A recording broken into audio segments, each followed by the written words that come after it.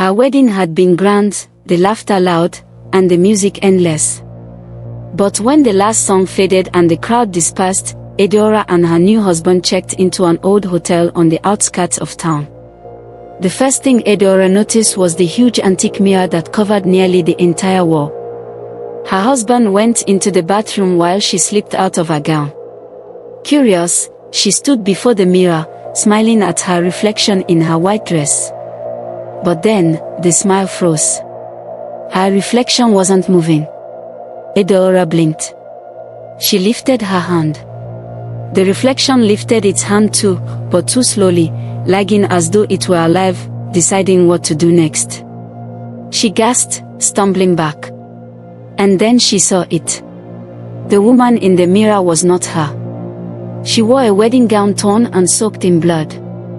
Her veil was ripped, her skin pale, her eyes hollow. She stared at Adaora with a mixture of rage and sorrow. Adaora's chest tightened. She whispered, "What are you?" The reflection's lips moved, but no sound came.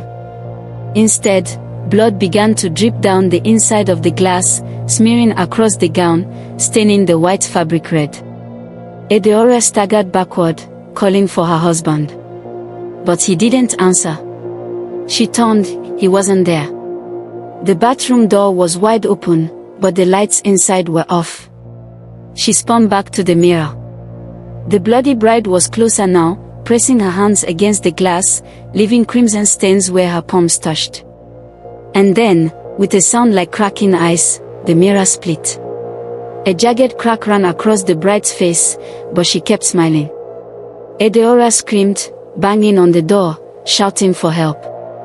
But when she turned back, the bloody bride was gone. The mirror was empty, showing only the room. Her husband was standing behind her, but his face was pale, his suit torn, blood soaking through his chest. His eyes were lifeless. Adaora fell to her knees, shaking. No, this can't be real. When she looked back at the mirror, the bloody bride was there again, laughing. Not trapped behind the glass anymore, but standing right beside her. The lights flickered, and the room grew ice cold. The last thing Adaora saw was the bride's hand reaching out, grabbing her by the throat. When the hotel staff opened the room the next morning, it was empty. The bed was untouched. The only sign of her was the wedding gown, now torn and soaked in blood, hanging inside the mirror.